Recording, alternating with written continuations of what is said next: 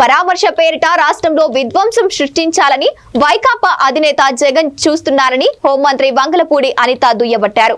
ప్రజాస్వామ్యంలో అధికార ప్రతిపక్ష నాయకులు ప్రజల్లోకి రావడం తప్పు కాదని, మూర్ఖపు క్రిమినల్ ఆలోచనలతో ఉన్న జగన్ పరామర్శలు చేస్తున్నారో ప్రదర్శనలు చేస్తున్నారో తెలియడం లేదన్నారు. వారానికోసారి బెంగళూరు నుంచి రాష్ట్రానికి వచ్చి విధ్వంసం చేసి వెళ్లాలనేదే ఆయన ఆలోచనగా ఉందని ఆరోపించారు. అనకాపల్లి జిల్లా నక్కపల్లి మండలం సారిపల్లి పాలెంలోని తన క్యాంపు కార్యాలయంలో మాట్లాడుతూ జగన్ తీరుపై హోంమంత్రి అనిత ధ్వజమెత్తారు.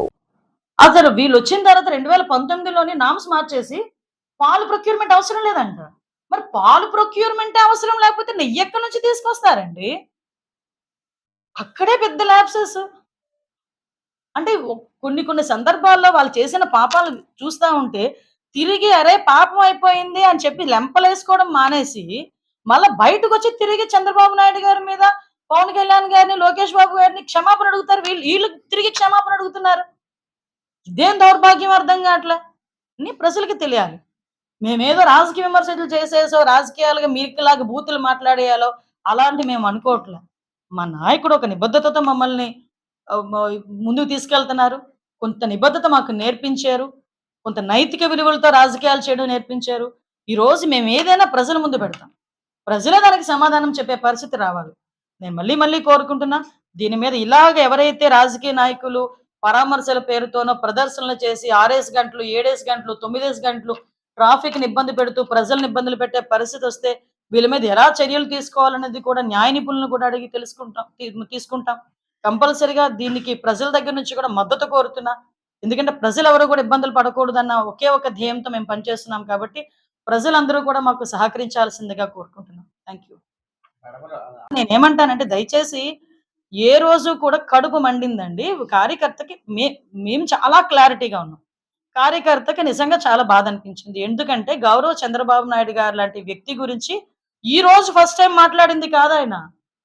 ఇంతకు ముందు నుంచి కూడా ఎప్పుడు ఆయనకి నేను వెనకబడిపోతున్నాను జగన్మోహన్ రెడ్డి కళల్లోంచి అని అనుకున్నాడు అనుకోండి, ఈయన బయటకు వచ్చి నోటుకు వచ్చినట్టు తిట్టు వెళ్ళిపోయేవాడు.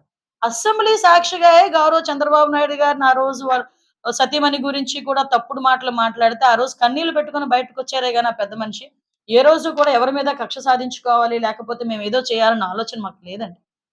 ఈ రోజు వీళ్ళు చేస్తున్న రాజకీయాల గురించి కూడా చూడాలి. ఒక్కొక్కడు బయటకు వచ్చి రప్పా నొరుగుతాను అంటాడు. ఏదైనా అంటే మేకలో కోసి దాన్నేమో ఫ్లెక్సీలకి జల్లి రప్పా అంటాడు. మేమేం మాట్లాడకూడదు. ఇంకొకరు కేక్ కట్ చేయడానికి బయట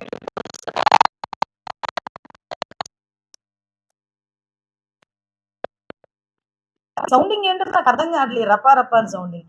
నేను ఎందుకు మాట్లాడుతున్నానంటే ఇక్కడ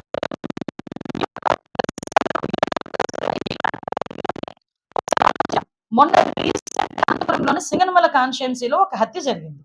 ఒక పిన్నిని కొడుకుని అంటే ఏదో ఫ్యామిలీ రిలేషన్స్ లో వాడు ఏకంగా గాంజా మత్తులోనో లేకపోతే సారా మత్తులో ఉన్నాడో ఏ మత్తులో ఉన్నాడో వాడికి చంపి అది తల పట్టుకొని రప్పమని స్టేషన్కి వెళ్ళి నేను లొంగుతానని చెప్పి మాట్లాడే పరిస్థితికి వచ్చాడంటే ఆ వర్డ్ ఎంత కొంతమందిలో క్రిమినల్స్ ఎంత ఇంపాక్ట్ గురి చేస్తుందో మనం కూడా ఆలోచన చేయాలి. ఈ రోజు నీ కార్యకర్త నోటి నుంచి అలాంటి పదాలు వస్తే అంటే తప్పేంటి అనే మాట్లాడే పరిస్థితి. ఇదే పరిస్థితి మొన్న రీసెంట్ గా మీరు నమ్మరు, జోగి రమేష్ గారి ఇంటి మీద ఆ రోజు కొంతమంది వెళ్ళి ఇబ్బంది పెట్టారని వెంటనే కేసులు ఫైల్ చేసుకున్నాం. ఈ రోజు ఎక్కడ కూడా ఏమండి అతను జగన్మోహన్ రెడ్డి సతీమణి భారతి గారి గురించి